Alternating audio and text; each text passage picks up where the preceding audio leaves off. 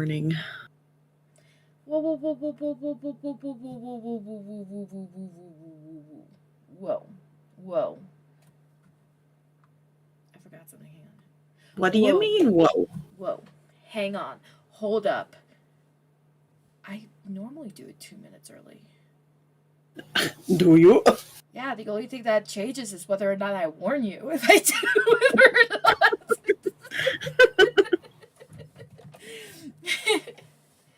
Oh, man. Oh, man. Oh, man.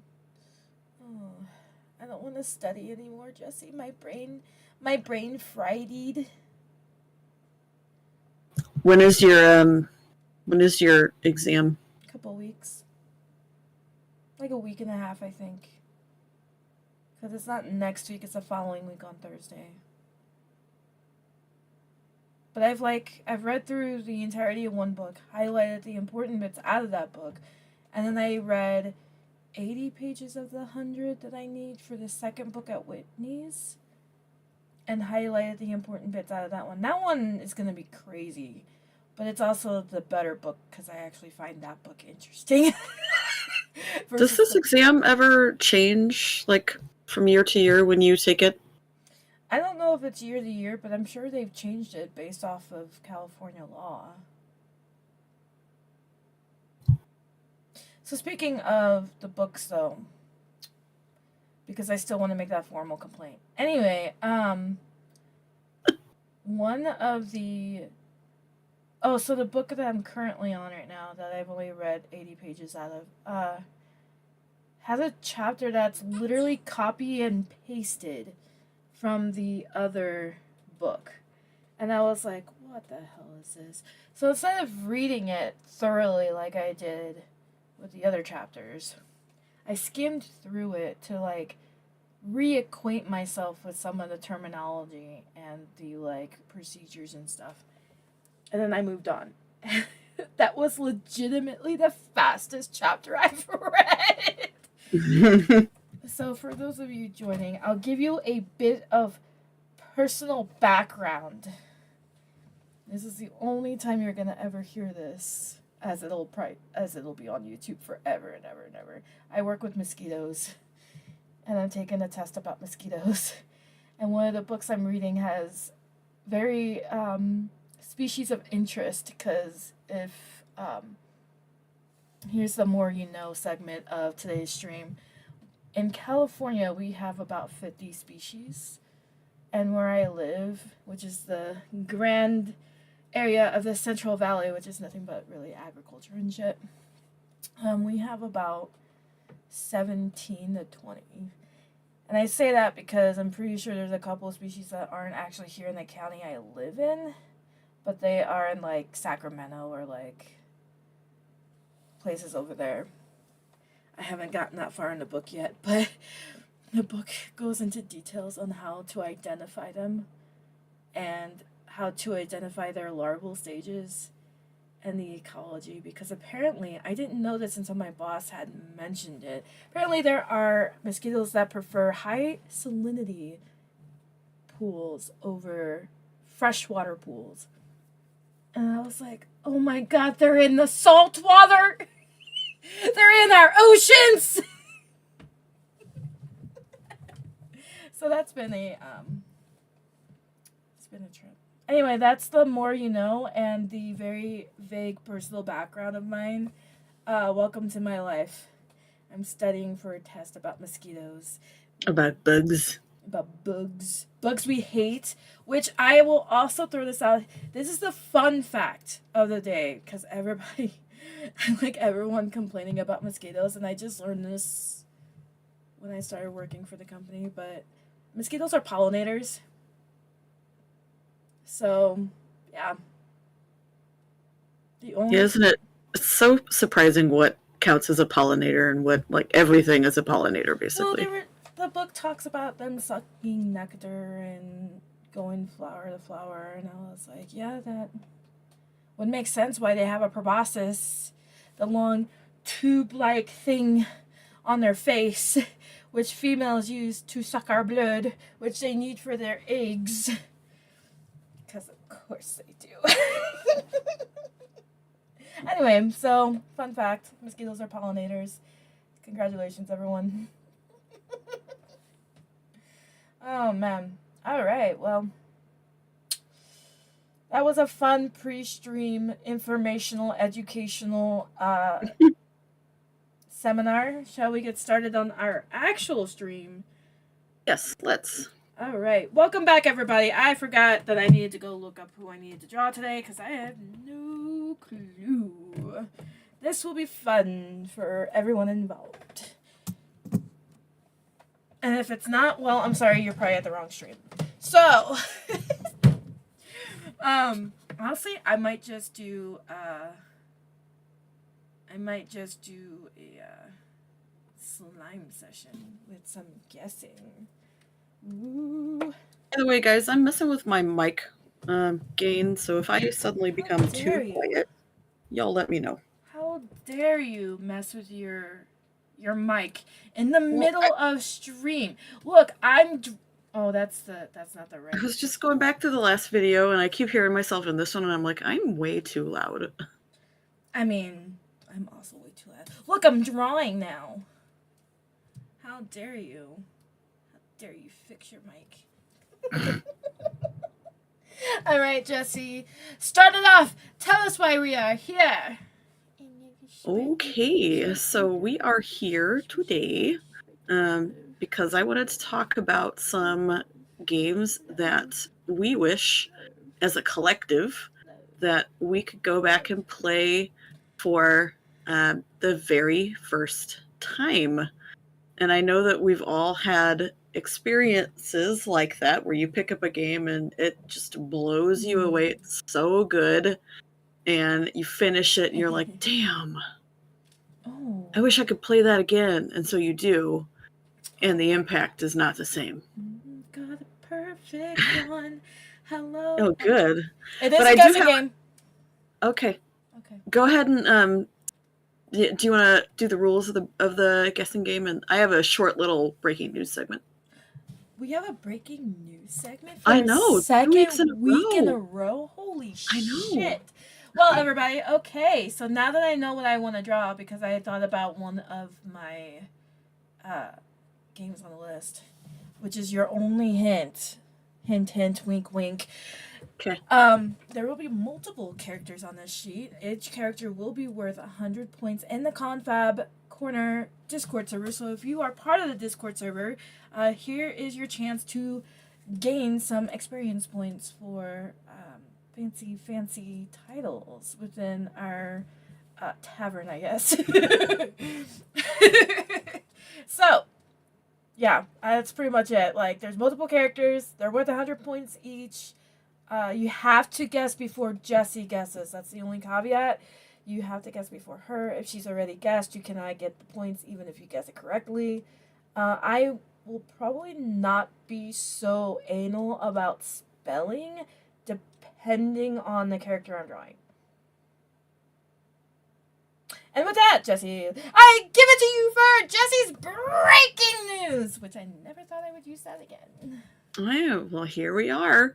So D23 Brazil is happening right now. They have two now. I don't know if you knew that. But there's the one that happens in California over the summer, and then they have one in Brazil. And we just been given a release date for Andor Season 2. They dropped it yesterday. Oh, my. So we will be getting the second season and probably the last season. I'm pretty sure they confirmed that last year. In April of next year, it's April 22nd is when the final season of that show is going to drop. Oh, Andor Season 2 is going to be the final season? I'm pretty sure that's what they said. Oh. I'm like 95% sure that they said it was just going to be 2 seasons. You're only 99.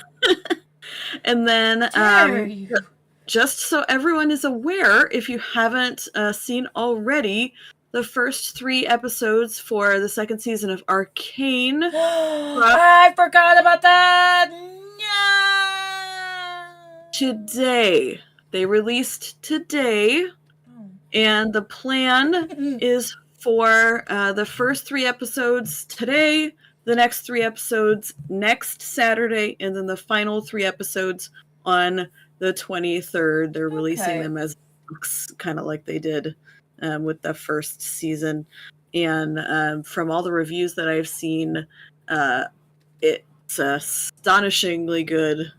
Oh, so yeah? I can't. Wait, I'm gonna. Astonishingly good. Better than the first season is what I'm hearing. Oh. Yeah. Oh. And the first season was really good. Was it though? It was, I liked actually. it. I can't even I joke liked about it a lot. that. And was a really I liked good it so season. much I bought the soundtrack. Oh my god. Which So, okay, before we continue on, also I'm gonna move this away from the mic so nobody gets pounded by what I'm about to do. So speaking of Arcana and soundtracks, so if anybody plays Just Dance, because I used to play it a lot in my last off season because it helped to keep me moving since I was always at my computer doing Melzog shit. And one of the songs is from Arcane, and when you do it on Just Dance, it's Jinx going, like, showing you the dance moves, and it's the only song from Just Dance that I can still remember the entire dance routine of. Because do you remember what the song is? It's Playground by B.M. Miller. Oh, okay. Okay, that makes sense. It's also because I'm hella white and I can't do some of the quicker dance moves, so. But anyway, there's your fun fact of the day, everybody. Your second one, in fact. I'm spoiling you. Anyway, Jessi, continue. There it is.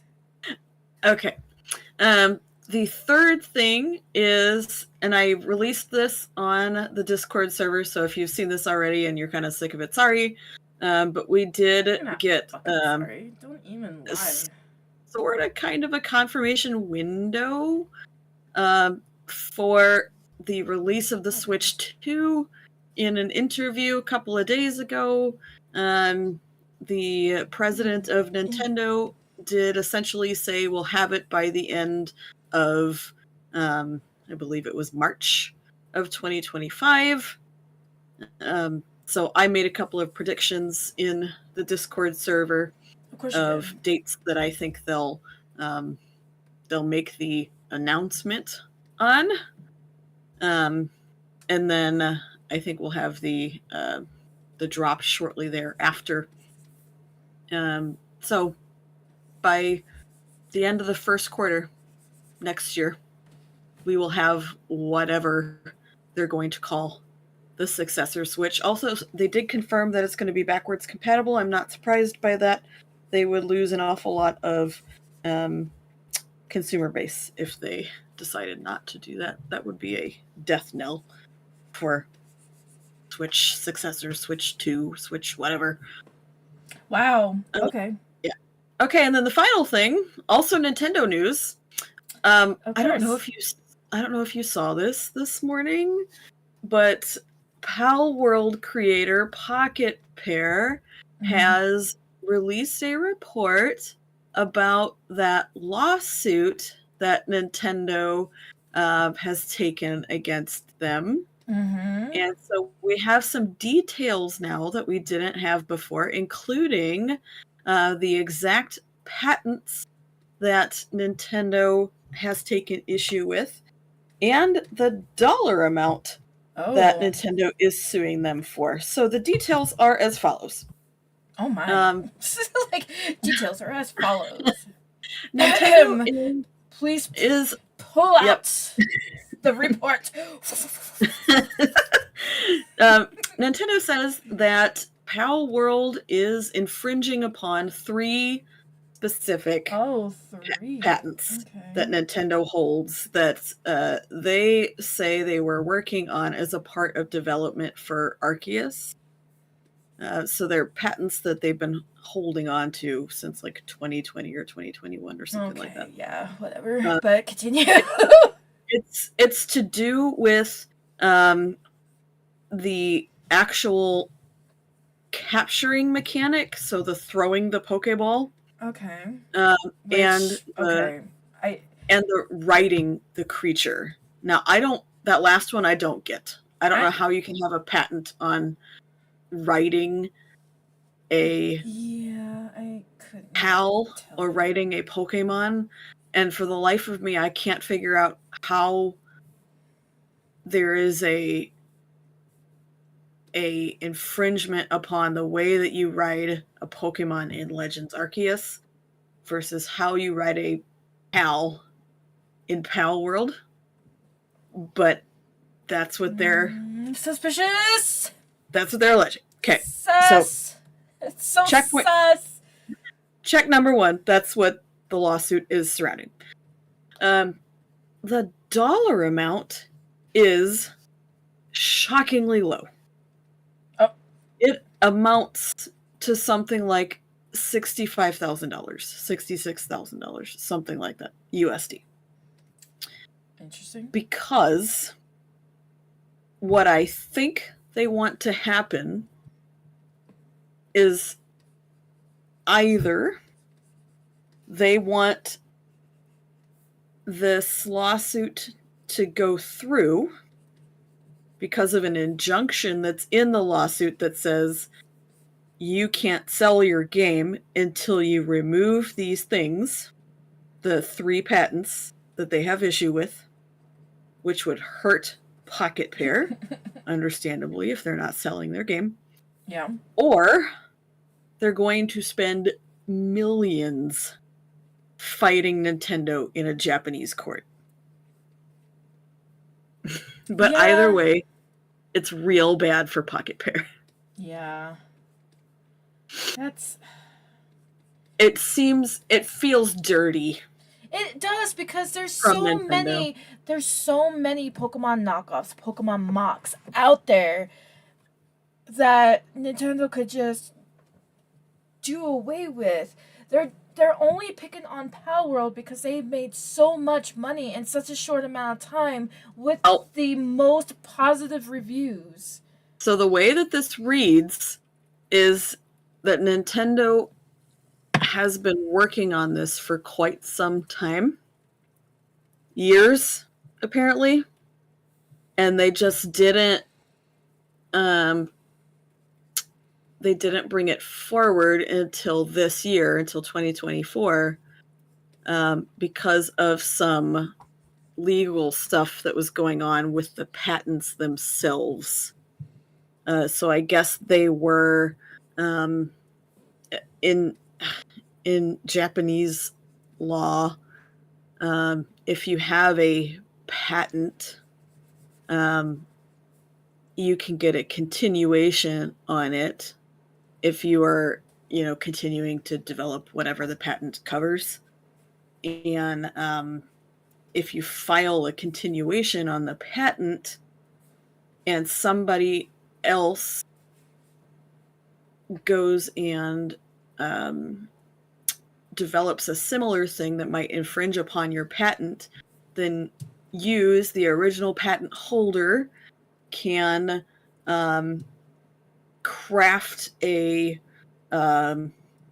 claim against the person or the company who you think is infringing upon your patent. You don't have to do anything with it until you want to. And so that's what Nintendo did. They just held on to all of that. So I guess they were aware that Pocket Pair was developing Pal World. They must have been privy to some insider information. I'm sure they were. And they had a reason, multiple probably, to hold on to all of this stuff. While there, what year did Arceus release? I'm gonna Google that real quick. Long time ago. Years. Because back in the Stone Ages. I suspect that is Pikachu and okay, wait. Which one though? I'm sure you're gonna get it, but you gotta tell me which one. 2022. A long time ago, back in the Stone Ages. So that was a reason, is they didn't release it because of the release of that game wasn't complete. And then I'm sure they wanted Pocket Pair to release Pal World before they did If you anything else. can guess the game, I will give you an additional 100 points, Aaron. Is this Pokemon Dungeons? But that's not the proper name. Okay, well, since she said Pokemon Dungeons, I won't say anything since I'm looking at the list. Yeah, that would be a little bit. That'd be a little unfair. Okay, well, that was my breaking news. I just wanted to inform everyone so that we were all in the know. Well, then, poop. Well, I won't say anything, and maybe you'll get it by the end of stream because we're going to say it. Yeah. Yeah. You'll get it by the time we get there. Yeah. Okay, so let's just You're so close. Let's start in on these games then, shall we? Oh my god, yes. Okay. Finally. So, let's start with one that you and I both have on our list. And it's actually the last one that you put on your list. Not the one that you told me earlier today that I had to be the one to talk about? Nope. I'm going to start with this one. It's the newest Animal Crossing game. It's New Horizons. And I'm a little surprised. And that's how the game goes. I remember being so hype for this game to come out. And when it finally came out and we were on an island living out of a tent with nothing but, what was it, a cot and a radio? Oh, I think it was. Yeah, it was a radio. I was like, man, this is amazing. You're like, this is how real life goes. You live in except in Animal Crossing, you actually get the house. So, I mean. Yeah, it was so pretty. I mean, the previous game to this one, New Leaf, looked pretty good. But this one just looked so pretty. The water looked so good. And I was thrilled to death that you could swim and dive and jump off cliffs if you wanted to. That's how I escaped Jessi when we played together? Yeah. I would just dive off a cliff and go, peace. Good times. Super, super thrilled that they brought in the landscaping mechanic, even though that kind of lost its charm a little bit, which is why I put it on this list, because I originally wanted that so bad. Oh, the mechanic? Yeah. But then it kind of, like I said, I got used to it, and then it kind of lost its charm. And I haven't done anything landscaping-wise with my town in years, I don't think. I don't know about you. But... No, I haven't played in years, so... Oh, okay. Yeah, I played a couple of months ago, but I haven't revamped my town in a couple of years. The farming mechanic was really fun for a little bit. I wasn't into the farming mechanic, but I know as a player, like an avid player back in 2020,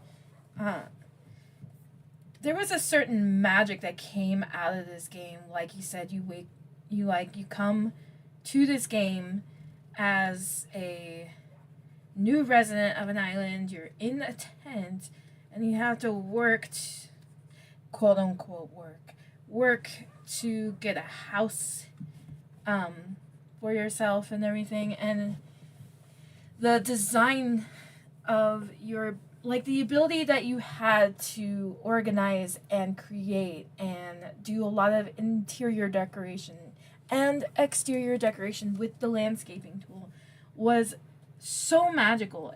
and after a while, it just loses its touch. So that's why it's also made it on my list.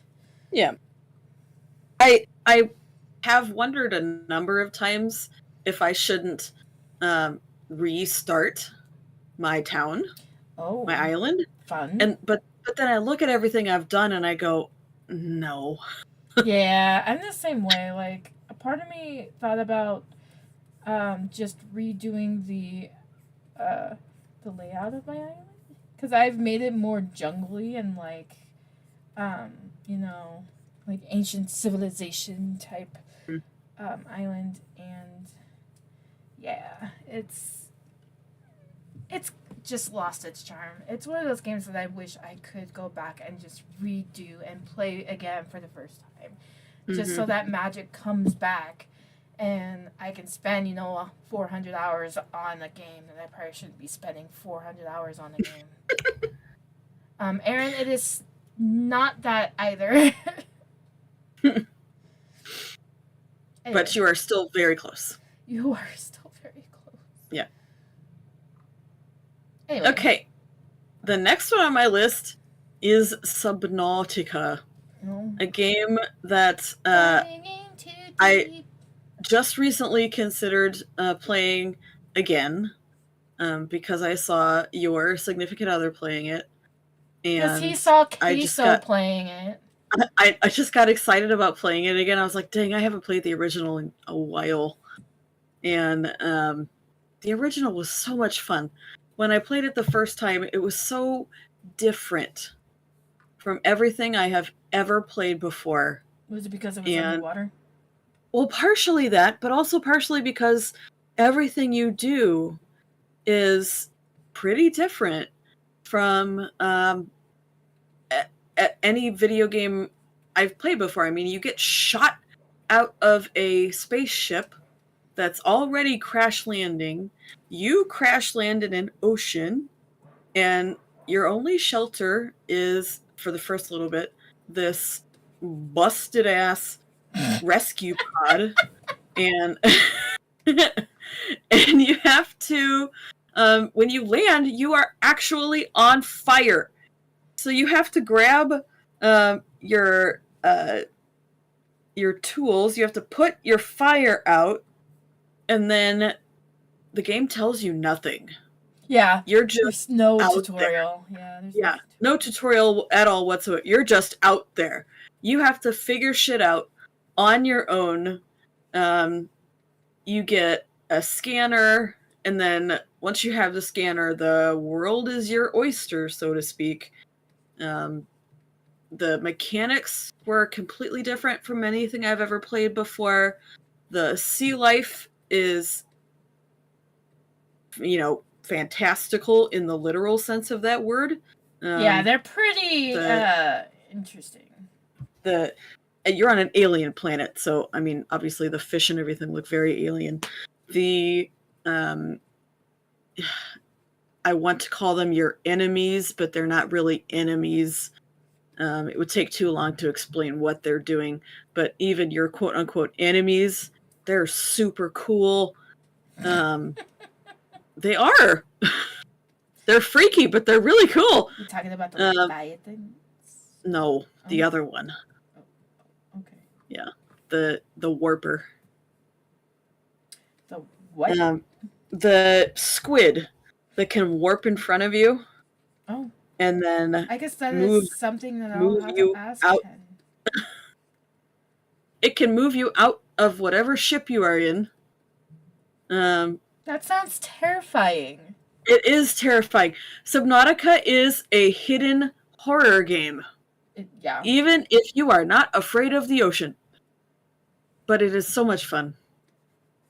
And I love it. And even if playing it again from the beginning doesn't have the same impact as it did when I played it the first time, it's still fun to go back and play it. It's not as much fun to play the second one, the Frozen one, because just in my opinion, that one's not quite as good. And I hope I hope Subnautica 2, the actual sequel, lives up to The the expectations. my expectations. Your Um, okay. Specifically mine. From the enjoyment that I had playing the first one. That's what I wanted from I can't even remember the name of the Frozen DLC. Sub-Zero or something like that? Yes, thank you. Yes, Sub-Zero. Very good. I only know that because I can. So. Okay, yeah. Oh. So the next one, for similar reasons to Subnautica, actually, because I picked these both up before they were actually commercially available, is Minecraft. Oh my god, you know how long ago you would have to have picked up Minecraft? It was 2010, and I played an alpha version of a demo on the browser. It was available for exactly 60 minutes.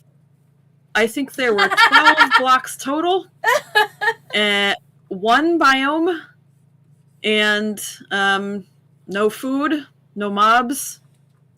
Well, wasn't Minecraft designed for architecture students or engineering students? It was designed for, like, educational purposes, wasn't it? I couldn't tell you if they initially designed it for education. There was an education version, but did not design it for that reason. I'm not sure. Well, I can't say, Maybe though. he did. I don't know. Fuck redstoning engineering, because that does require a goddamn degree to figure that you do have to be an engineer to do that. Because, Jesus. Although, I know a person who's definitely not an engineer. He's a photography student, and he's one of the best redstoners that I know personally, which bothers the shit out of me. So, there you go. Well, Jessi, it just sounds like you need to get good scrub. No, my brain can't do all that. You kidding me? You just need to get better. I would have an aneurysm. Oh, dear Lord. But I do wish that I could go back in time and experience that again. Because even though it was just an hour, there was an instant addiction to what happened in that early Minecraft. Okay, Jessi, what happened? I have to know now. Oh, it was just, the sounds, the early sounds of picking up a block and placing a block. All you could do really was build either a dirt hut or a basic bitch oak house, because that was the only wood type in the game at that time. And there was the color scheme was so hyper contrasty. It was so bright, and it was just fun to be in that realm with nothing chasing me. Now that I think, hindsight being 2020, it was Herobrine to be in that biome, nothing chasing me, no creepers around the corner. I didn't have to worry about my health bar. I didn't have to worry about eating. I didn't have to worry about a map, because there were no maps either. I could just, I didn't know I could get lost, because who cares where I'm going? I'm just experiencing this for 60 minutes. And there was no such thing as Minecraft burnout either. Nobody knew what that was. And nobody would get Minecraft burnout for years. And that's why it's on this list, because Minecraft burnout is a real thing now. Everyone gets Minecraft burnout. I mean, I'm still in Minecraft burnout right now. I wish it wasn't a thing. I get it much faster now than I used to, but I also get over it pretty fast as well. So, yeah, Minecraft. Minecraft did Yeah, not make my list. that's okay. Let's talk about another one that's on both of our lists. Dovahkiin, Xero's fighting. If you guys know either of us, the reason why this game is on this list is probably pretty obvious. But also, if you were playing any games at all in 2011 that weren't Minecraft, Yeah. then then you probably picked this one up and you have your own reasons why you would like to go back to Skyrim and experience it like it was the first time. For many of us, it probably wasn't the initial wagon ride in with that gentleman asking you why you were on your way to Execution. death. Say how it is, Jess. We were going in. Especially if you modded your Skyrim afterwards and you figured out that wagon is one fussy bitch. Oh my god. Did you have a mod that made that wagon a fuzzy bitch? I had several. Okay, so short story. The first time I ever modded my Skyrim, and I never figured out which mod did this, but I booted it up after I had loaded in all my mods, and the very first thing that happened to me was the wagon at the intro. The hitbox was going crazy, you know, kind of like how the hitbox for the silverware and shit that we were talking about a couple weeks ago. No. It was doing that. Okay, no. so I would get to the gates, man. and I would be unable to exit the wagon because it would be upside down, or the wagon and the horse would be like a 90-degree vertical, like trying to climb the wall. Dear Lord. I just like mammoths falling from the sky. That's neither here nor there. Well, that's not even a mod. That's just Skyrim doing Skyrim. That's just Skyrim's normal, like, mechanics. Yep, it sure is. That's just, what did Todd Howard say? It just works. Oh, God. Anyway, Skyrim's on my list because it just felt so, one, immersive, and two, grand in scope. It felt very large. It is very large. What are you talking about? It is very large. Come on. Anyway, it was very large. There was a lot of things that happened in Skyrim that make it, it's kind of the same as, like, Animal Crossing, where there was a form of magic you had just exploring the entirety of the map without knowing what dungeons were there, what caverns were there, and you just had to guess a lot of, like,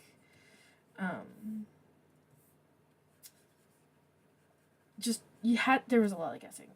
There was also a lot of, like, creepy horror stuff going on, too. Like, I don't know how many people like to do this, but I'm one of those people that if I'm playing a horror game, it's at night with the lights off, and I'm usually by myself.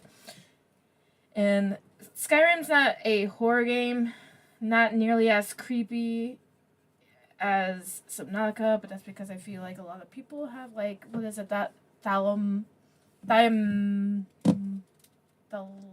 it's like Fear of the deep ocean. Yeah. Like thalassophobia. There it is, thalassophobia. See, I was like, I got one of the syllables right. Anyway, so it's got that, like, it's also one of those games that has its own battle music. When you cross into a region where there's battle music going, there is always a mystery of what was coming after you. It could be a tiger, it could be a bear, it could be a bandit, and then you look down, it's a fucking crab. So there was a lot of, like, comical things that happen in Skyrim that if you weren't privy to it when you started playing Skyrim, then it was new and it was exciting and it was hilarious and you'd be cracking up. But yeah, so that's why it's on mine. Mm-hmm. Yeah, the consonants on thalassophobia is. I didn't have a burnout in Skyrim for a long, long time. I mean, I have it on like 4 different consoles, so including. So do I. I bought it, I think, 5 times now. It is the one game that I have the most hours in by a long fucking shot. And I have purchased it more times than any other game ever. Because they keep releasing it. So I just keep buying it. Yo. But also, it's just because every time I go in and I restart it, I find new shit that I didn't find in my first playthrough or in the playthrough after that. I feel like there was a lot of things that were happening in Skyrim that was just like you just found new things because the open world aspect of Skyrim is so enormous. I mean, just going from one side of the map to the other took like a couple in-game days, if not 4 in-game days. And depending on how you have your settings, mine are usually just at its default because I don't like messing with that. But depending on your settings, that's a really long walk. And for me, they have the fast travel aspect of it, and everybody loves the fast travel aspect. I almost never fast traveled. I will if I'm not in any mood to grab ingredients or to battle dragons. That was another good aspect out of Skyrim, was battling the dragons. And then you had to deal with the internal turmoil of Skyrim, which somehow has bearing in our real life situation right now. And yeah. The thing that I got most burnt out with, and I think this is the reason that I haven't picked it up in a hot second, is that the dungeons, for the most part, with a couple of notable exceptions, were kind of samey.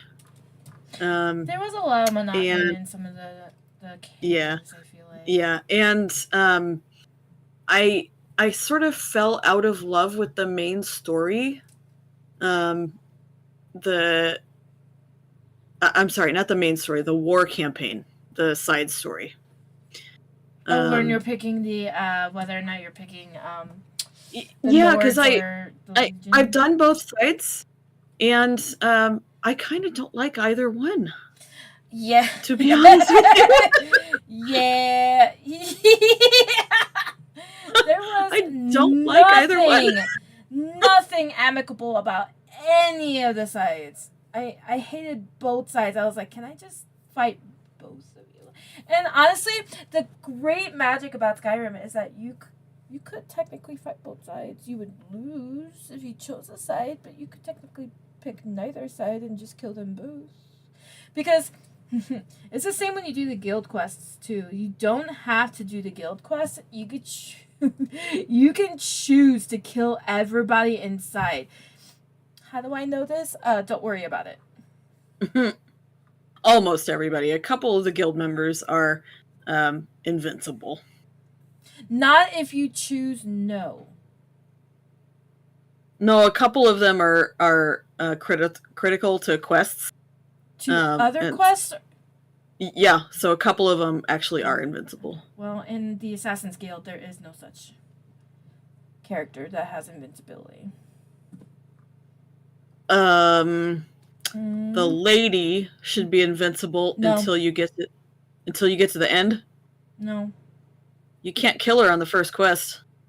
You're talking about the lady that brings you in, right? Yeah. When you tell her you don't want to be a part of the Assassin's Guild, she can be killed. You have to kill her, in fact, in order to get out of that cabin. So yes, she can be killed. Okay, I'll just take your word for it because I do it every time I play Skyrim because I fucking hate the Assassin's Guild in Skyrim. I always join the Assassin's Guild. I so hate the Assassin's I have Guild. never tried it. It's because of poor Cicero. Oh, I'm like, fuck you, Cicero. I love Cicero. Oh, fuck that guy. No. But he's so funny. No, he's so creepy. Like the kind of guy that needs to have like a restraining order against every single school in the nation. Oh, he's just a little demented in the head. It's fine. No. Cicero won't hurt you. He promised, remember? He promises me a lot. Listen, he makes the promises and then he gets like super jealous when the Night Mother chooses you over him. Well, that's his problem. But he has to listen to me then, so he still promises. Oh, God. Ah! Don't know what to do with you. All right.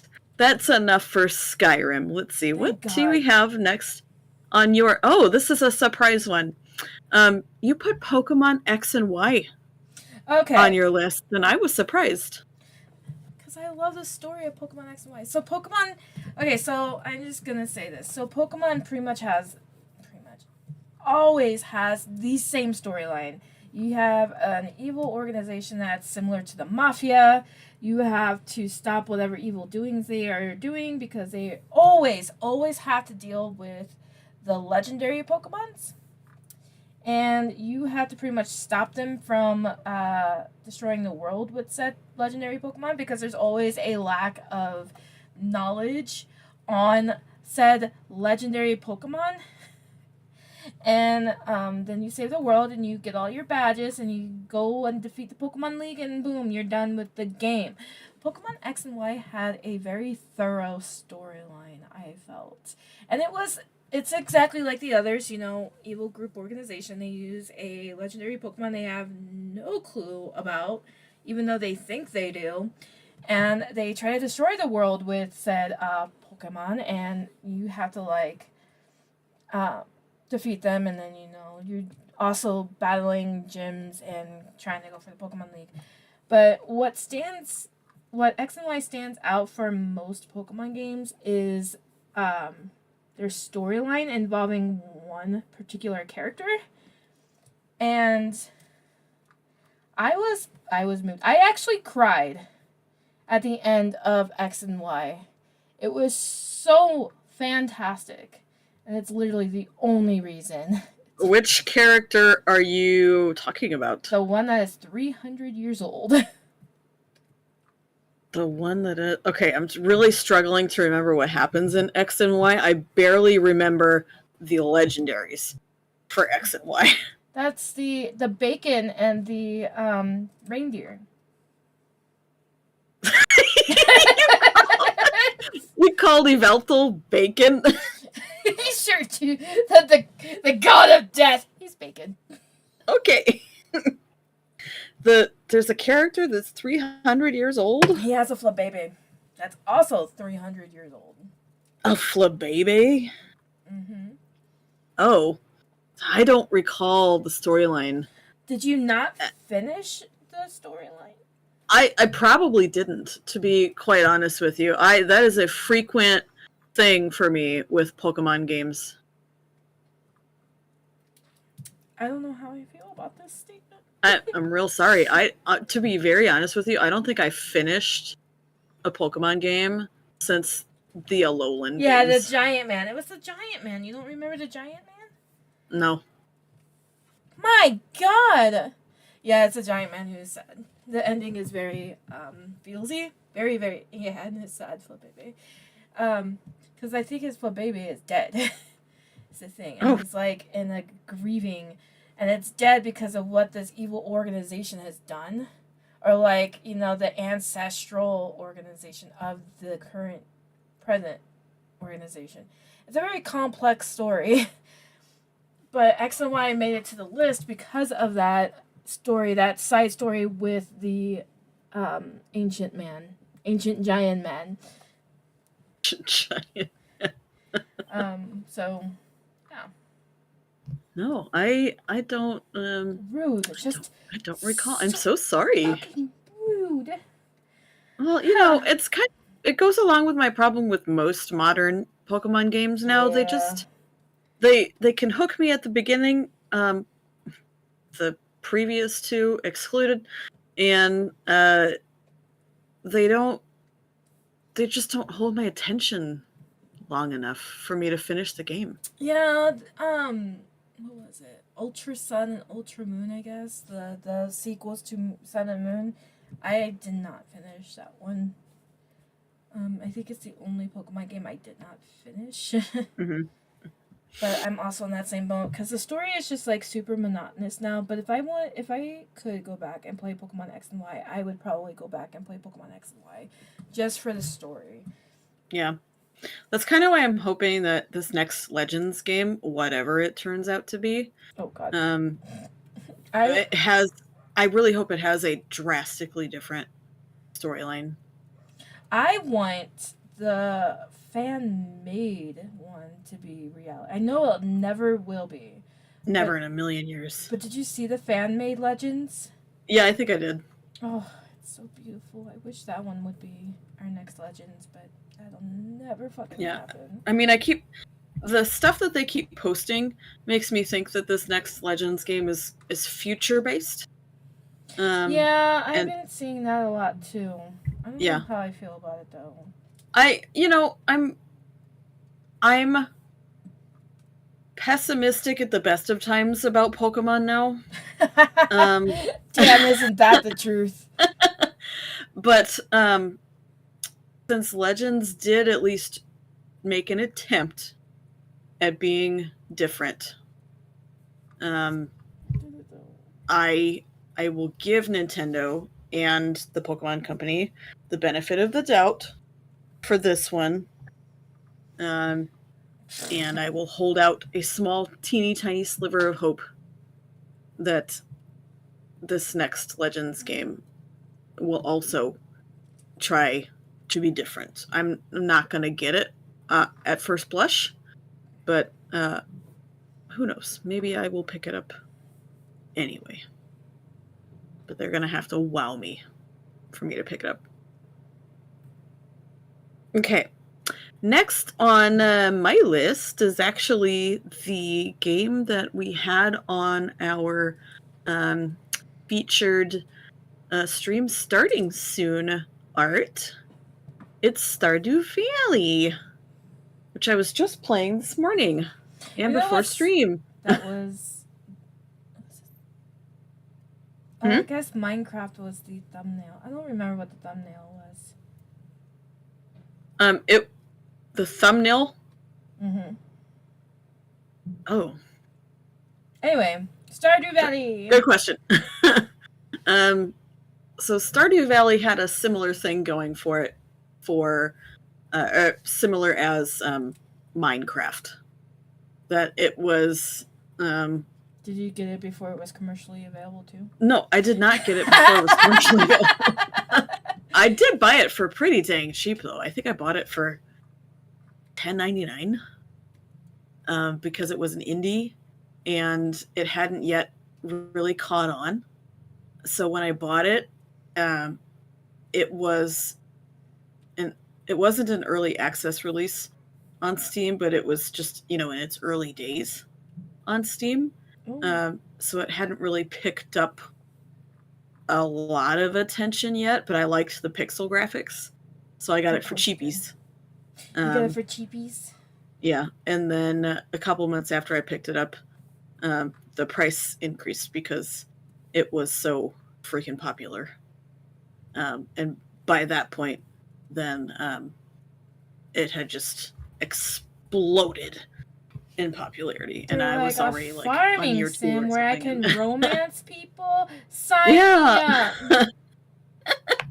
So it just had that. First of all, in my opinion, any game that can do a pixel graphic well Like is gonna Courtkeeper? hook me. Like Courtkeeper. Yeah, it's gonna hook me. There's just something about pixel graphics. There's a charm to pixel graphics.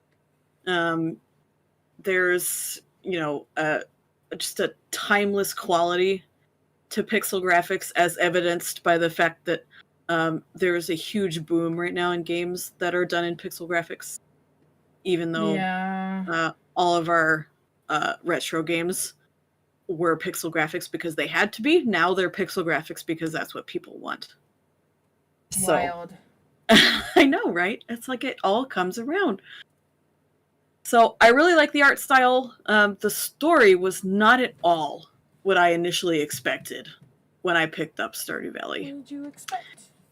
Well, I don't know what I just kind of expected a laid back, chill farming sim. Oh yeah, there's something And definitely laid back about that skull cavern. what I got was like 10,000 times more than what I paid for. The game was so much more detailed than what I thought $10.99 was buying me. And I could not have anticipated what I was getting myself into. I had no idea that the villagers had their own schedules, that they were going to have Oh boy, I bet that made it hard for you to find your birthdays, bae. and hey, he's pretty easy to find if you know that every Wednesday evening he goes out to the lake and smokes. And you can just go out there. Anyway, I didn't know that they were going to, have set birthdays I had to pay attention to. Some of them had jobs I had to pay attention to. That they were going to hate shit that I gave them sometimes, which made me mad, but that's okay. Shame. Until you realize that man's always in the bar, so beer is everything. God damn it. Take the thing I gave you, I love it.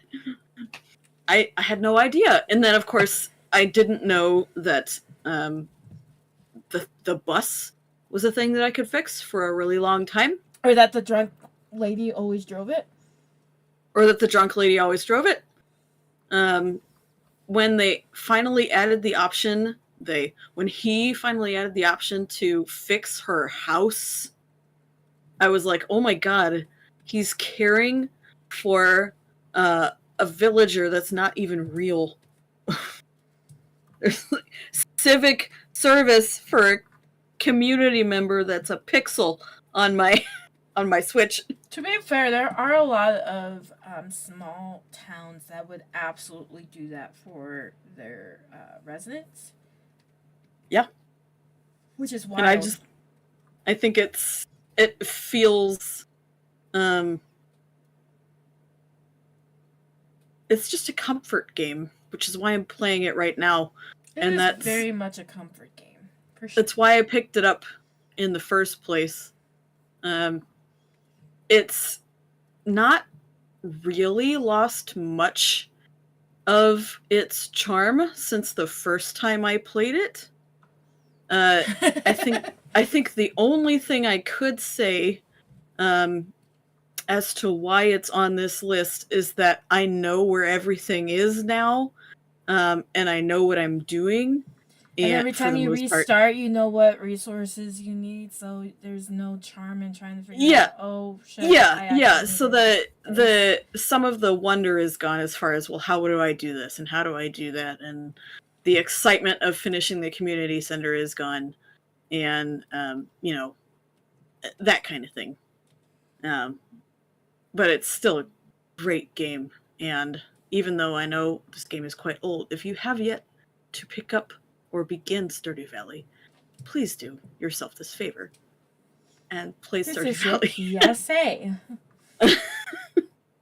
It's an amazing game. Jessi. Sorry, I needed a drink. No, you needed that to get that off your chest. I did. I've been playing it a lot.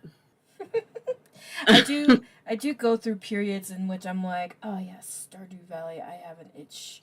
Let me have my crops. And then I bitch about spring not having enough multi-harvest crops, and Yes, Aaron, thank you. We care about an approximation of a person. That is true. Okay, the even next though one they're on your list. quick to judge you. Yes, well, they can judge me all they want. They're only pixels. You're like the only one that I care about. Except for Seb. He's not allowed to judge me. He judges you so harshly, though, in the beginning. He only silently judges me. He doesn't do it to my face. Okay. Except when I give him shitty gifts. And he's like, Which doesn't this is happen not what anymore. I wanted, Jessi. I know what he wants. I just don't give him anything until I have it. Friendship points down. Yeah. Somebody caught me digging in the trash the other day, and I don't even know who it was. Linus is just giving you a thumbs up from the shadows. Poor Linus. Alright, so the next one for you is Tales of Symphonia. Oh my god. Okay, so I'm gonna also preface this. Doing a social experiment to know whose favorite Tales game. For people who play Tales, any of the Tales games, I want to know what your favorite is, and then I want to know if it was the first Tales game you guys ever played. Because apparently, I've noticed this with a couple of different people, Kenneth included in this. But apparently, your first Tales game that you play is also your favorite. Because Tales of Symphonia was my... Shut up. Well, I mean, there's something to that. Oh, the first encounter with a specific game genre or game title, whether that's Final Fantasy or Zelda or, any of those. If they have multiple entries, the first one that you play is usually your favorite. Okay, Jessi. It's just a phenomenon. You are. But not always. You are the phenomenon. Oh. I don't want to be but continue. I'm sorry.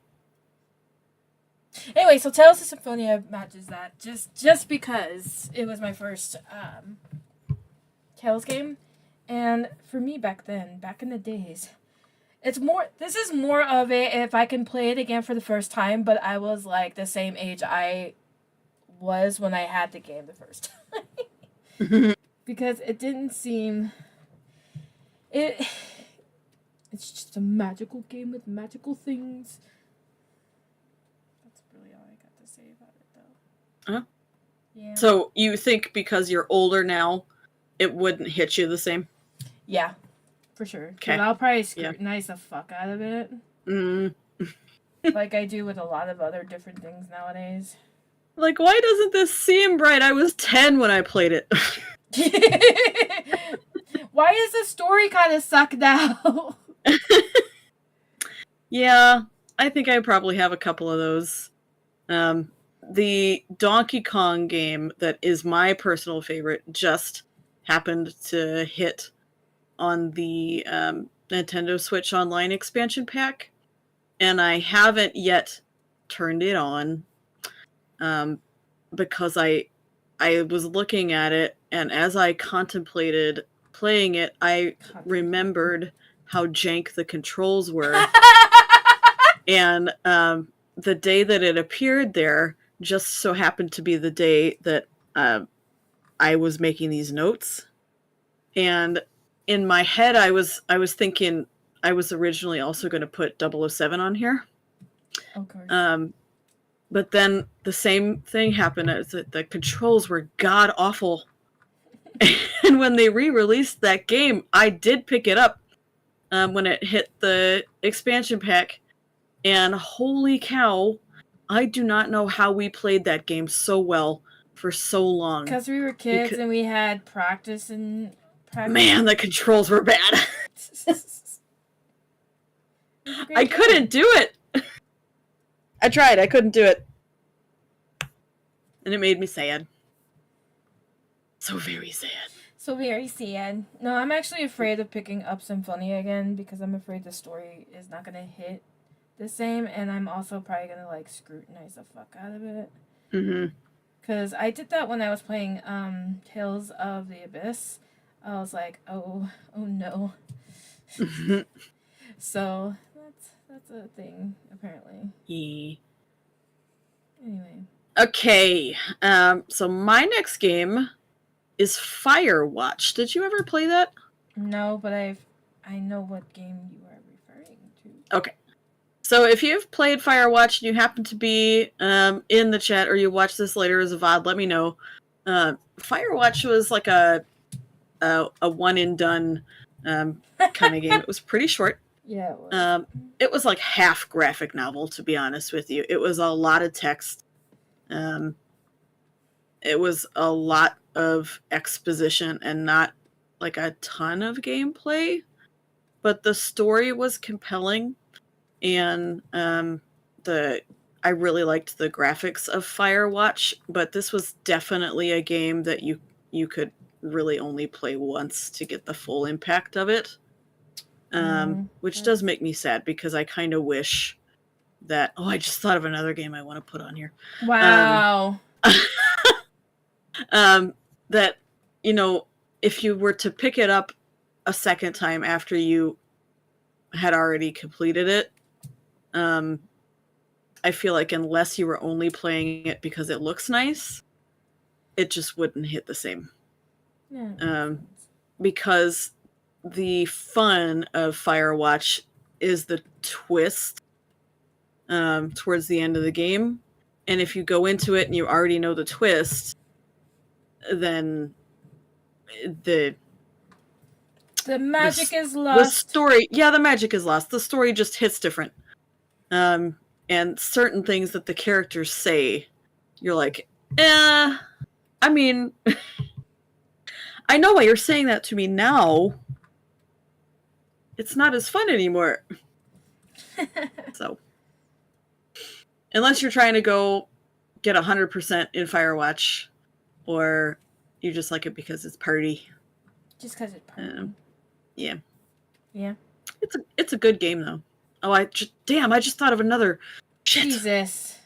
All right, I won't say anything about them, but quick shout out to Journey and Unpacking, because those are both stellar games that lose their impact magic a little bit.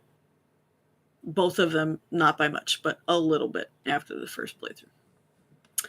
Okay, gosh, should I say the name of this game now? You only have one left. I only have one left? And it's this one. Oh. I mean, now that you've already given the clue to Erin, you've already pretty much just told her the game. So I haven't said the name yet. No, but you pretty much said that this was my last one, first off. And that it's this. So, okay. Do it! Okay, so your last one is Pokemon Mystery Dungeon, Red and Blue. It is the same reason, by the way, why I picked X and Y? Yeah. Oh. It's also another Pokemon game I created. So, full disclosure, I have never played any of the Mystery Dungeon games. It's good. It's like, it's probably the only RTS, other than, actual Pokemon, that I will actually play. So, what's the story of You are a human that falls into the Pokemon universe because a legendary has... No, not a legendary. Because your Pokemon in your human form brought you in due to the calamity of the Pokemon world. And you must save the Pokemon in the Pokemon world. Okay, so you get isekai'd into the Pokemon world. Yeah. Okay. And are you a Pokemon? You are a in Pokemon. The Pokemon? Okay. You are definitely a Pokemon. And you get found by another Pokemon, and you pretty much get sucked into doing rescue missions because that's a thing. And while you're doing your rescue missions, you start to slowly get your memories back, and you start to slowly figure out who sent you there. And then it turns into this whole big kerfuffle in the climax, and then you're on the run, and now you have to save the planet because the planet started deteriorating, and there you are at your final battle, winning. Okay. And then they're like, oh, your destiny has been fulfilled. We'll send you back as a human. And you're going up, and you're like, but I don't want to go back because I love my Pokemon friend. She's my bestie. And then you get brought back down. And then the end game is just like continuations of the previous storyline where you're doing dungeon runs, but the dungeons are exponentially longer. And I used to have the game guide for Red and Blue, and at the end of the main storyline, and you get to the end game, they have like 6 or 8 dungeons that are 100 floors each. Oh my. And there's really like no saving. You could do quick saves, but it doesn't really like help. That seems punishing. Yes. Very much so. So it's an interesting game. I would love to play that game for the very first time again. But now that I know the main storyline and what happens and everything, like that magic's already gone, so I had to go in blind again. Mm-hmm. Okay, I have 3 more on my list because my list was long and I couldn't help myself. Of course you do. So, my next one is a trio of games because I couldn't pick, so I'm just going to talk about them all at the same time. It's 3 Legend of Zelda games. It's Ocarina of Time, Wind Waker, and Tears of the Kingdom. I didn't put Breath of the Wild on here because literally everyone on the face of the planet who has played Breath of the Wild wants to play that game again, as if it was the first time they ever played that game. The hype meter for that game was on a level that I have never, ever, ever seen for a single video game in my entire life. It was because it was the first Legend of Zelda that was open world. Yeah. Yeah. Like so, truly open world, I mean. So I deliberately left it off this list because everyone knows why we would want to play that one again. But for the other 3 that I did put on here, there's for Ocarina of Time, there's just a special attachment to that one. It was the first 3D Zelda that I had played. And for a lot of people, it was the first 3D Zelda that they played as well. And it's no longer my favorite Zelda, but well, what is your favorite Zelda? Oh, Breath of the Wild, bar none.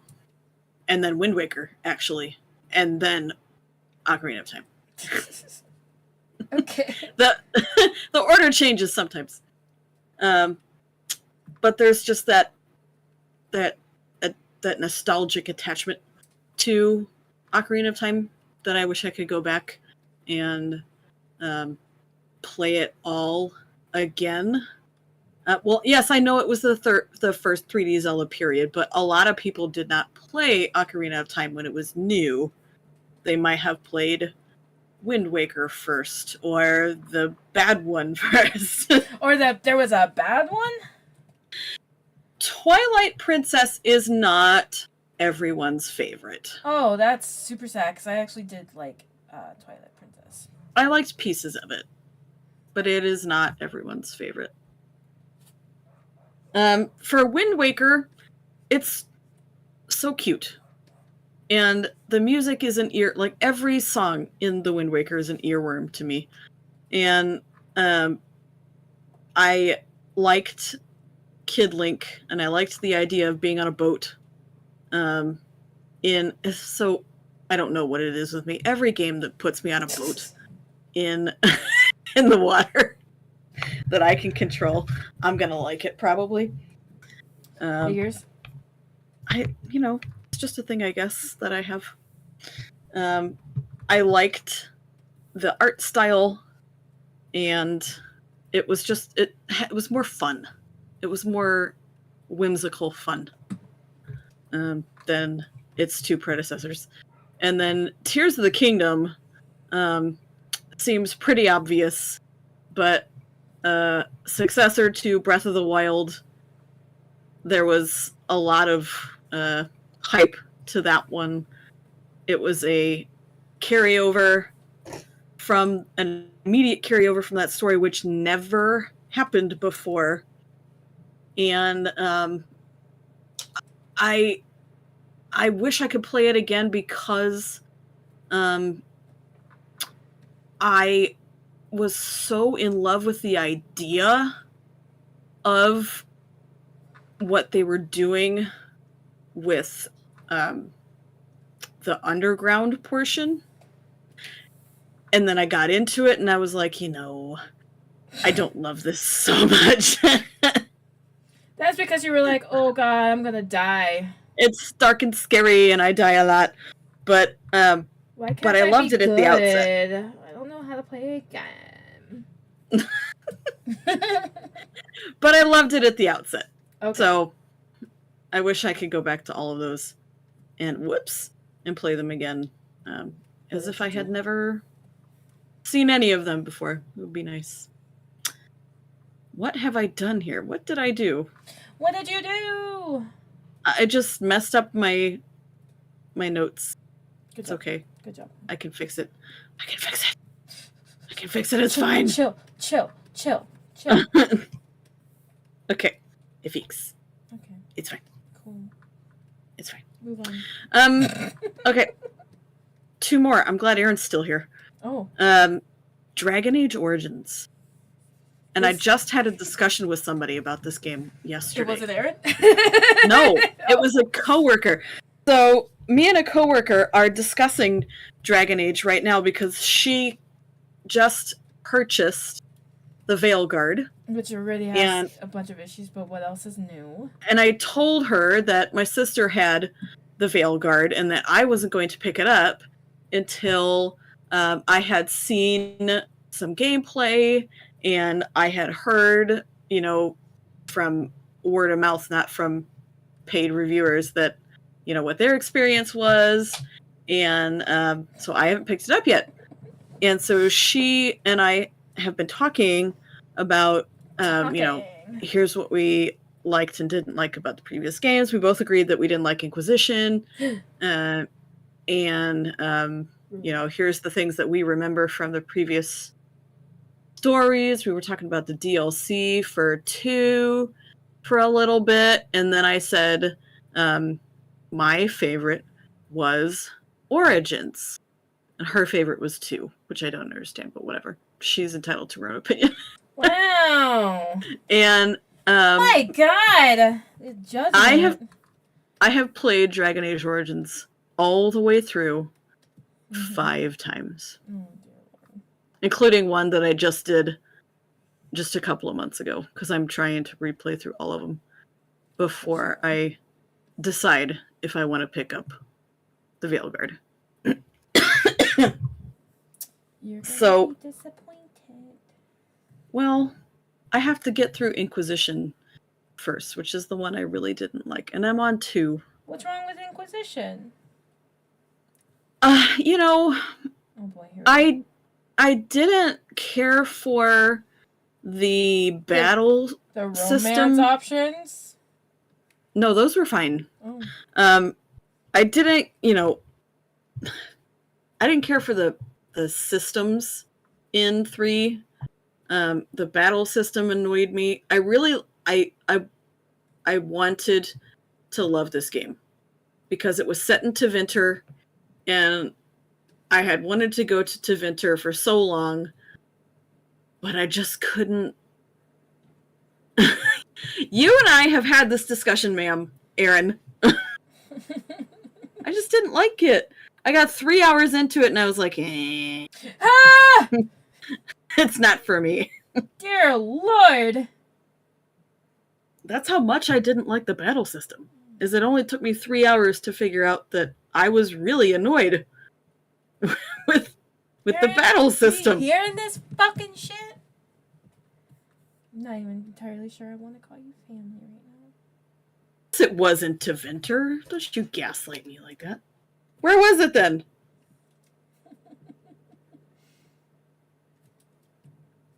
You're gonna have to tell me where it was. You could look it up like a scrub. I am. Are you? Yes.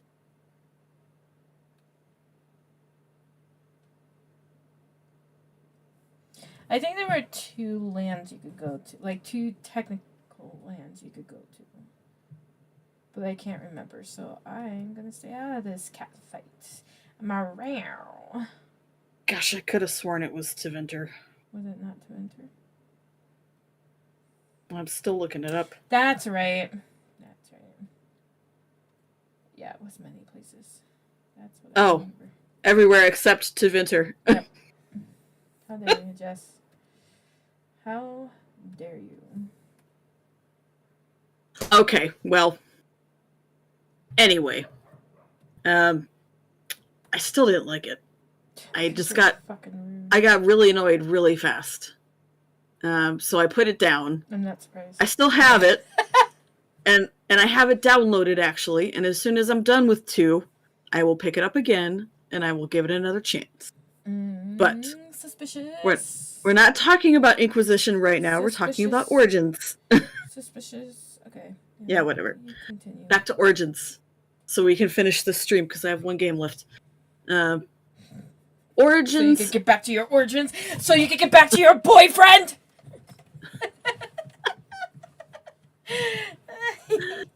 Oh, you're right. Veilguard is the one in Teventer. Sorry. Origins had a similar fantastical element to it as Skyrim for me. And it had that broad, grandiose story that I really liked. And obviously it took me a long time for the effects to wear off and get sort of stale before I really got to a point where I was like, this is getting to a point where I'm done with Origins. I don't need to play it again. But given the fact that I did play it through so many times, it's clearly one of those games where I would love to just wipe all memory of this game and go back and play it again. The story is great. Yes, I would love to. Are you sure about that? Yes. The story is fantastic. I remember feeling things in this game while I was playing it. Okay. You remember feeling things. Okay. I was all in my feels while I was playing this game. The voice acting is great. Didn't they have like up there voice actors though? Didn't they have like pretty good voice words? Didn't they have like B-list, A-list actors though? There's a couple of, I'm going to call them B-listers. I don't think there's a single A-list actor in here. I wouldn't classify Claudia as an A-lister, but she's definitely B-plus material. Okay. I think she's fantastic. We love Claudia Black. She can do no wrong. Who's she play? And Morrigan. Oh. Yeah. She's been in every game. She's been in every game. She's amazing. The gentleman that voiced the Elder Warden, what was his name? He is also somebody known to me, but I can't think of the voice actor's name right now. He's appeared in other things as well. I could not tell you. Swooping is bad. No swiper, no Yes, swiping? Swooping, I said swooping. Swiper, That's a no- line. In the Dragon Age does this thing where your party members will banter with each other. I mean, girl, you were when talking to somebody who's played Dragon Age. Okay, well, I couldn't remember if you had My played them or not, so God. sorry. Sorry. Anyway, that's one of the lines Alistair says. Oh. Swooping would be bad. I usually have, like, because I play Inquisition, I usually have Cassandra and Iron Bull with... Oh, who do I always...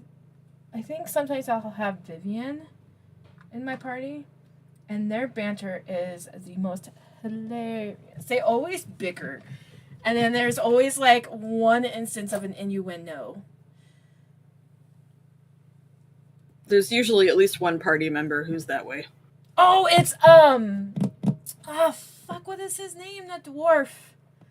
Varric? Yes, it's Varric, Iron Bull, and, who did I say? Cassandra. Cassandra, yeah. And if it's not Cassandra, it's usually Blackwall. Yeah, Varric is everyone's So much favorite, I think. innuendo. If you romance Bull, I've only ever seen this because I don't romance Iron Bull, but if you romance Iron Bull, it doesn't matter the gender, by the way, and someone walks in on you, or I guess one of the scenes, someone does walk in on you, and Iron Bull suggests that you join. Iron Bull the Kunari? I think he's a Kunari. That's the one with the horns, right? The giant horns. Yeah. Yeah. Yeah. Okay. Would you want that in your bed? No. There's a lot of monster. I don't even know if I wanted Blackwall, or not Blackwall. I'm reading things. If I wanted Iron Bull in my party. He's a good tank. Yes. He's a fantastic tank. Why would you not want him in your party? Because he's Jessi. No. Jessi. Because I can't remember who I had in my party at that point. If I was only 3 hours in, Well, I to don't be recall. fair, you also declared your hatred for the game. I'm gonna give it another chance. You declared your hatred. It's been 10 years. Maybe my mind's been changed in 10 years. You declared your hatred for the game. That what you lost. All right. Let's do this last one. I have one game left. Oh, yeah? And it's Red Dead Redemption 2. I mean, I could have very easily put the first one on here, but I actually did try to go back and play the first one. Oh, no, I did actually turn it on. I booted it up and I played for a couple hours, and it's not aged incredibly well. Is it because of the dialogue pieces in it, or is it from something else? It is because of the art style. It just doesn't. It hasn't held up very well. That makes me sad. You know, the gameplay is still great. The voice acting is still just as stellar as the second one. But the game does kind of look its age now. Which takes away a little bit from the overall enjoyment of that particular game. But the second one, oh my god. Holy cow, that game... Don't cream your jeans now. That game blew me away with everything. The story was a 10 out of 10. The graphics are fantastic on whatever console PC that you play it on. The glitches are perfect Bethesda. No, it's not Bethesda, man. It's Take-Two. Oh, that's right. No. Because they're the same people who did Grand Theft, right? Yeah. Yeah. I'm not saying there weren't glitches, because there were. The sound design and this is another rare instance of me buying the entire soundtrack from a video game. From a video game? Yeah. Yes, Red Dead, Aaron. The second one. By the way, Aaron and I, or at least me, we have owned every single Red Dead entry. So I thought there was only like 3 or 4. What do you mean? There's only been 3, which is true, but most people forget about the first one. So I'm just throwing it out there. How could you? We've played all of them. Between the so this game was a whole package. It was like at times watching a movie. Oh. Yeah. You only have one. I know that, but yes, you have. Okay, so between the two of us, we've played all 3. Do you remember Red Dead Revolver? Probably not, because you were quite young when we got Red Dead Revolver. My God. Between the two of us, we've played all 3. How's that? Anyway. I'm just going to sit here and argue with in chat for 10 minutes. Just argue with the people. We did have that, yes. It was on the N64, I think. And I probably played it a heck of a lot more than you. Damn! It was quite short. Yes. Yes, that was the one. Yeah, really bad animated horses, but it was very early 3D animation. Anyway, okay. Red Dead Redemption 2. Let's get back on track. The whole game is so complete and such a yes. Oh. Okay. And such a masterpiece. Oh. And the only other thing that I can really compare it to is the recent God of War. Oh. That is also. Okay, everybody in chat, don't come at Jessi. Don't come at her. Why? That's just also a stellar, fantastic, complete 10 out of 10. No one will argue with you. Game. Depends on who likes Red Dead and who likes God of War, because I mean there could be a ton of overlap, but what if there's not and they start coming after you, Jessi? Well, that's their opinion and they're entitled to their opinion, and that's fine. But what I'm saying is they both got, I think, sweeping 10 out of 10s in their reviews. And they're both very cinematic in their storytelling. They both have a very good cast of voice actors. In God of War's case, actual actors. Oh, yeah. They're both endlessly quotable. They both had hundreds of thousands of people hooked. They both made an astonishing amount of money. And I did go back and play Red Dead Redemption 2's story campaign a second time. Mm-hmm. And you good? God damn. Gonna kill me with that one. And because I knew the ending to the game, mm-hmm. the impact of the beginning was so fucking sad. And so I can't go back and play it again and enjoy it the same way, because I know what happens at the end. And in a way, you already do kind of know. I mean, even if you're coming into this game and you've never played it before, if you played the first Red Dead, you kind of sort of know what happens at the end, because certain characters are no longer present in the first Red Dead Redemption, which canonically happens after Red Dead Redemption 2, just so everyone's aware. But you don't know how. You don't know how those people are no longer present.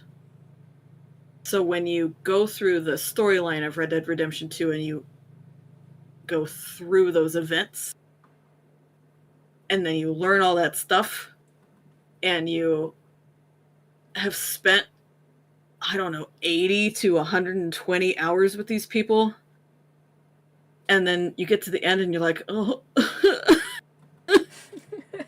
It's okay. You can't. If you try and go back and play the story again, it's still good. All of it's still really, really good, but it's not quite the same as when you played it the first time, when everything's all shiny and new and you're full of hope. Wow. Okay. So that's my last one, Red Dead Redemption 2.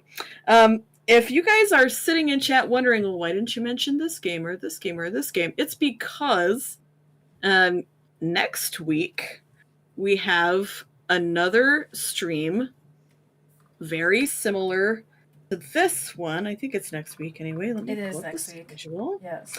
Where we are going to be talking about games that, in our opinion, you should go into completely 100% blind. That you should not spoil yourself on anything. Don't go look up spoilers or anything. So we tried to keep these two lists separate. And just to be completely honest with you, I did redo my list 2 times because certain things went on this list first and then the other list and then back to this list. We could always do them as like special shout outs at the end, like games that we didn't talk about but we talked about today. That might happen. Okay. All right, that's the end of our stream. Oh my god, finally my butt hurts. All right. That sounds like a you problem, Millie. It's always a me problem. All right. So, Erin, you have a chance. Let me actually pull this out. Let me just move that for a minute. Center it a little bit for you. You still have a chance. You got Pikachu and Mudkip, I think. You have a chance to get 400 more points. She did get Mudkip. You were correct. You have a chance for 400 more points to get these other 4 Pokemon.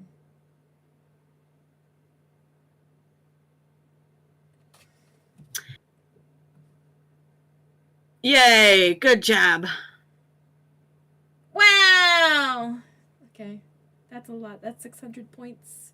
600 points goes to Erin. Yippee! Okay. There we go. So, the game is a Pokemon Mystery Dungeon. And, yeah. It's a piece I might actually finish this time. I might change Eevee, though. Are they at like a national parks board thing? No, they're at like a quest board. Oh, okay. Because in every Pokemon Mystery Dungeon, there's like this quest board next to the post office. Got it. Anyway, yeah, that's where they're at. They're at the quest board. I really like my quest board, okay? It looks very nice. I just couldn't... Since it's made out of wood like that, it kind of looks like, you know, those things you see at every national park. Yeah. All right, guys. Well, that was the end of our stream. We will have what I will call a sequel stream in which we talk about games that we recommend that you go in 100% blind. I can already tell you that a couple on my list have made it to this list, but they're on my list and not on Jessi's list, and there's specific reasons for that. Anyway. So come back next weekend for that. So speaking of next week, now that I'm actually home and I can actually do work again, other than study, If anybody watched pre-stream, you know why I'm crying. Um, Next week on Wednesday and Thursday, I will be at Fresno City College for their holiday vendor fair. This is where a conglomeration of moderate amount of vendors will congregate. We will be selling our wares, which could range anywhere from what I sell, which is my normal art stuff, which, by the way, I'm debuting some new items that week. So please come back. I'm also bringing in a new keychain design and new standee design. So it is definitely worth it to come see me at the Fresno City College vendor fair happening next Wednesday and Thursday, November 13th and the 14th. I will be there at the butt crack of dawn, and I will be there at the butt crack of dusk. Which doesn't sound like much, but I think it's like 8 a.m. to 6 p.m. or something like that. So I'm hoping to have a friend with me that day so I don't entirely look like I'm about to die from exhaustion. So come find me at the Fresno City College in Fresno, California, Wednesday and Thursday between 8 a.m. and 6 p.m. And come find out the new item I'm going to be selling, as well as a new keychain design and standee design that will go down that week. And if you can't come to that because maybe you live further south, I will be hitting up Bakersfield Comic Con the weekend after. More details of that convention will come as I get the information, but Fresno City College will take priority. And in order to figure out where I might be at Fresno City College, follow me on Facebook and Instagram at Melslog, where I post not only where I will be in the wild, but whether or not there are panel protagonist streams and what we will be talking about on panel protagonist streams, and art that I drop. But you know what? Social media, such as Facebook and Instagram, are usually my secondary places where I post art. If you want a sneak peek exclusive look at the art that I'm going to drop, you should join us in Confab Corner Discord server, where we do more than just me doing weird art shit. Jessi does weird watch party shit. We do weird game night shit. We have watch parties, game nights, and live doodle times where instead of like just your regular live stream where everybody just chats via a keyboard, you can chat with me verbally and not assault me, I hope. And we also have bot games in which it is both competitive and wholesome depending on what shows up in the bot game. And we have interactive chats and portrait of the month. So come join us in Discord for all the fun activities and such. You must be 18 years or older to join the Discord server due to adult humor and strong language, because both of those I can't contain myself. It's the same with the streams on YouTube, honestly. It's not even like you. You just can't moderate who watches us, unfortunately. So I can moderate it on my social media, though. Anyway, so yeah. The website is slowly getting updated. The schedule for panel protagonists is a year-long schedule now, because I'm tired of forgetting that the 3 weeks have been up and I have to go back to do another 3 more weeks. So I'm just going to do the year-long schedule from now on. I have the rest of the schedule for the year up.